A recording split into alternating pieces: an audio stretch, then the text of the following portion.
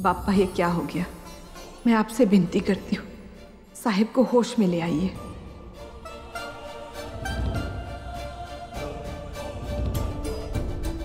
बापा, आपको बाबा को होश में लाना ही होगा। मैं श्लोक को इस तरह परेशान होते हुए नहीं देख सकती। मम्मा मुझे स्कूल नहीं जाना। मम्मा मुझे स्कूल नहीं जाना है। काव्या जिद नहीं करते, काव्या जिद नहीं करते। चाची मुझे स्कूल नहीं जाना। क्यों बेटा, तुम तो गुड गर्ल हो और गुड गर्ल्स तो स्कूल जाती हैं। स्कूल में कितना कुछ सीखने को मिलता है। हम सब है ना आजोबा के साथ। हाँ, एक काम करते हैं, आज तुम स्कूल से वापस आओगी ना, उसके बाद मैं तुम्हें बाहर घुमाने ले जाऊंगी, ठीक है? और उसके बाद मैं तुम्हारे लिए तुम्हारी फेवरेट बादाम वाली खीर बना के रखूंगी। ओके? ओके चाची। Good girl. सोजल, जल्दी करो, बस आ गई है। जी है, चल।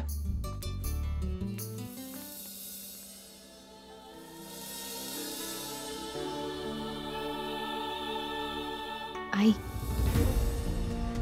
पापा को जल्दी होश आ जाएगा।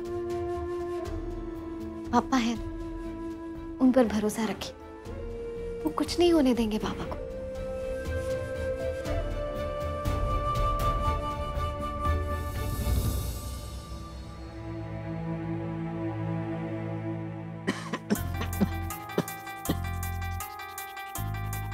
बाबा, बाबा आपको होश आ गया? ये तो बहुत अच्छी बात है। मैं अभी सबको बुला के लाता हूं। दादा, दादा बाबा को होश आ गया, जल्दी आइए।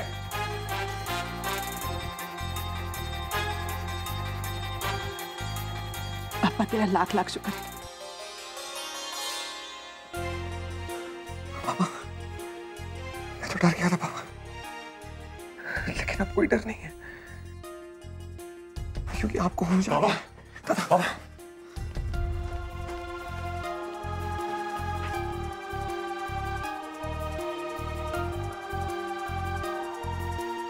हाँ बेटा,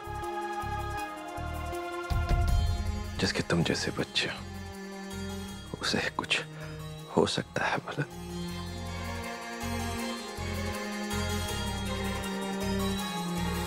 सर आप प्लीज लेटे रहिए, आपको आराम की बहुत जरूरत है।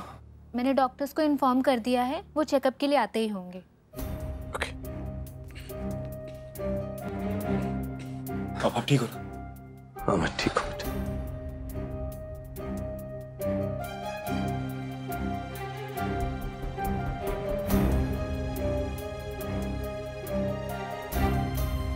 Excuse me. आइए, आइए, बैठिए। So, Mr. Ranjan, how are you feeling? Better. Nurse, घबराने की कोई जरूरत नहीं है, ये बिल्कुल ठीक है। मैं कुछ दवाइयाँ लेके दे रहा हूँ, आप इन्हें सुबह शाम देते रहिएगा। Thank you so much doctor. या, थैंक यू डॉक्टर, मैं मंगा देता हूँ। हाँ, एक बात का ख्याल रखना होगा, ये काफी वीक महसूस कर रहे हैं, इसलिए इनके खाने पीने का ख्याल रखना होगा।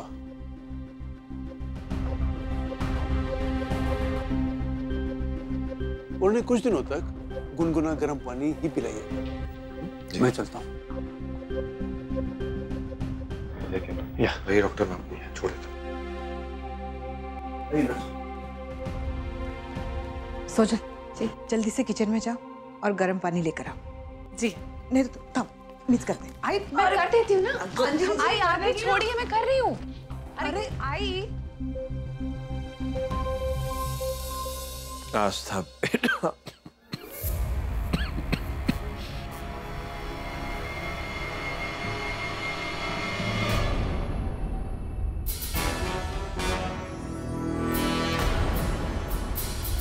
क्या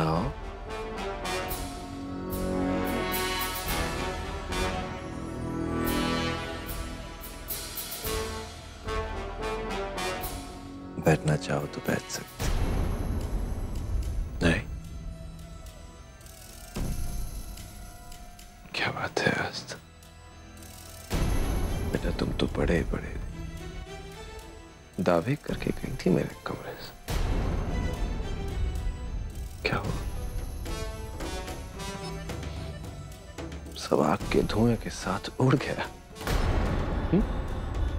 आज तक ना तो मुझसे कोई जीत सका है और ना ही कोई जीत सकता है। करा दिया ना मैंने तुम्हें एकदम चुप। तुम्हारी दिक्कत ही यही है बेटा कि तुम मेरी बातों को गंभीरता से नहीं लेती। तुमसे कहा था ना तुम्हें श्लोक से अलग कर दूंगा। ये आग तुम्हारी श्लोक से जुदाई का संकेत थी।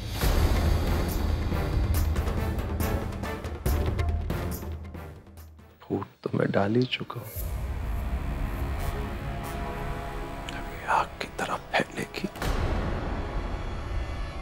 और तुम्हारे रिश्ते में दरार पैदा कर देगी। तुम कुछ कर ही नहीं पाओगे।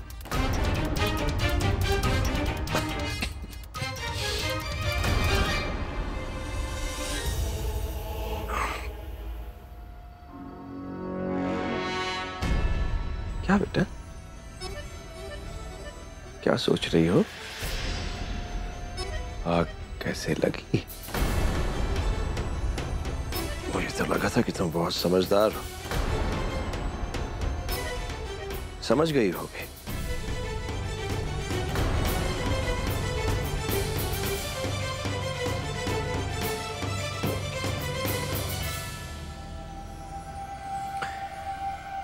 मैंने लगाई थी। पर्दा खोल दिया था और बाकी काम दिए ने कर दिया।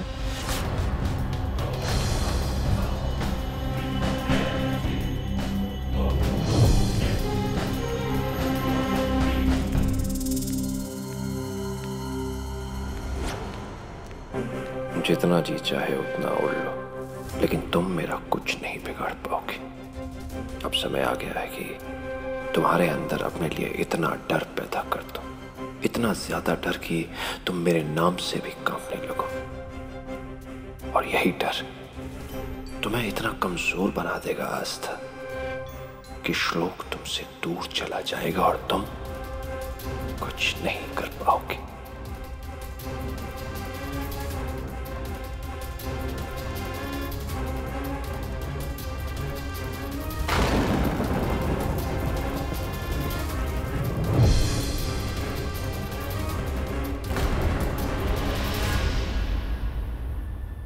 और तुम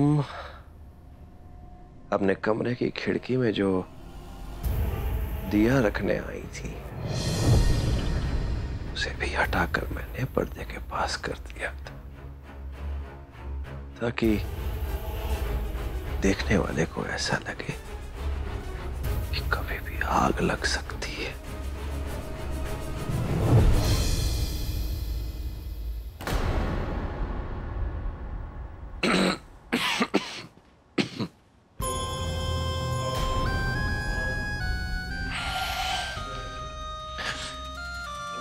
क्योंकि मेरा मकसद तुम्हारे कमरे में आग लगाने का था ही नहीं बेटा। मैं तो श्लोक को जताना चाहता था कि तुम दिन ब दिन कितनी लापरवाह होती जा रही हो। बस बेटा, एक राज की बात बताऊं, मुझे भी अंदाजा नहीं था कि आग की लपटें इतनी बढ़ जाएंगी और मेरी ही जान पर बनाएगी।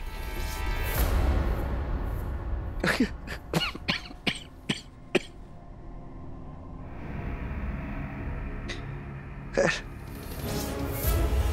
जो हुआ अच्छे के लिए हुआ, क्योंकि अगर मेरी जान पर बना है तभी तो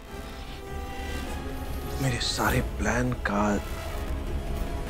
ज्यादा असर मेरे बच्चे पर होगा, है ना? हंसता बेटा, क्या बात है? तुम मुझे मेरी पहली जीत पर बधाई।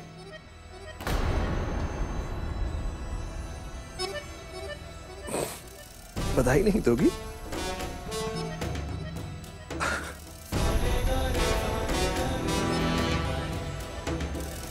दरअसल तुमने मुझे अब तक सही तरीके से पहचाना ही नहीं है।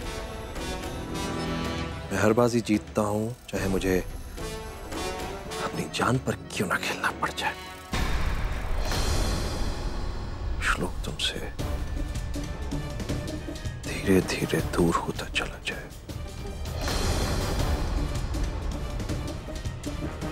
उसे तुमसे, तुम्हारी शक्ल से, तुम्हारे नाम तक के जिक्र से नफरत होती चली जाएगी। और ये मेरी धमकी नहीं है, दावा है, चुनौती है, ऐसा वो कर रहे हैं।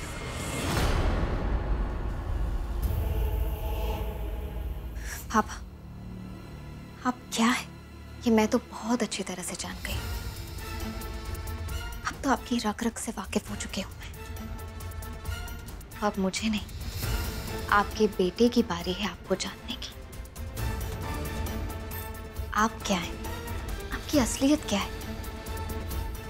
आपकी असलियत को देखेगा, ये मेरा आपसे वादा है, क्योंकि अब मैं श्लोक को आपकी सच्चाई बताऊंगी। कौन सी सच्चाई की बात कर रही हो?